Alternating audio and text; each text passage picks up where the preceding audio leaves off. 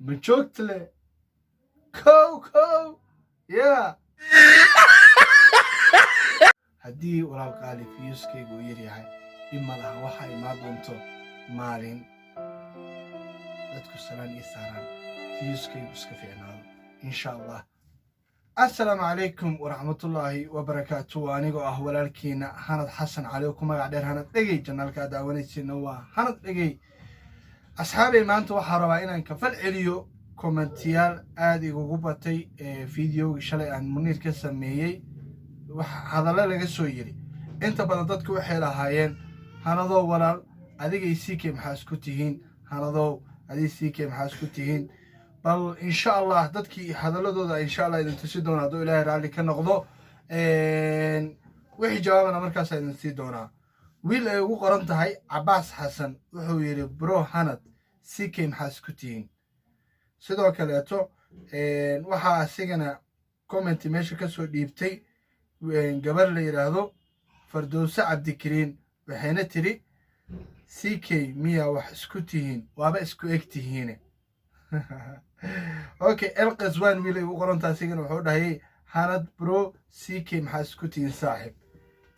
gabar kale ugu qoran tahay Tush Yusuf Moha ayadana waxay tiri Hanadoo walaal qaali maxaa isku tihiin CK. haye gabar ugu qoran tahay Haboon Xaaji Maxamed ayadana waxay tiri inaad CK iska dhigaysid waan ku aragnaa. haye waayahay nin haddii la iska dhiga hataa la iska dhigi karo wuu yahay. marka asxaabay asxaabtaasi asxaab kaleetoo badan maanta intaas soo qaadan doona asxaab kaleetoo badan ayaa isoo weydiiyey su-aasha ah adiga CK maxaa isku tihiin. okay soo dhawaada su-aasha jawaabteedu waxay tahay CK waa wiil walaalkay Soomaaliyeeda aan aad u jecelahay taageero wax kaleeto isku nahayna ma jirto. CK aniga asiga hal hooyana ma wada dhalin laakiin hooyo Soomaaliyeed dhashay anigana sidoo kaleeto hooyo Soomaaliyeed ay dhashay waa walaalkay oo kaleeto waxba isma dhaano. inta badan dadku waxay leeyihiin CK isku ekaysiisa bal xogaa yar isku daya ma joogtale kow ya okay intaasina waxay ahayd inta yar aan CK kaga koobiyeenayo.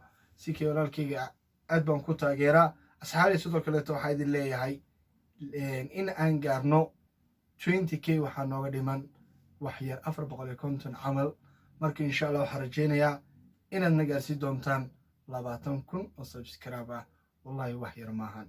mida kaleeto haddii walaal qaali fiyuuskaygu uu yar yahay dhib ma laha waxa imaan doonto maalin dadku salaan ii saaraan fiyuuskaygu iska fiicnaado insha Allah waxaa idin leeyahay السلام عليكم ورحمة الله وبركاته.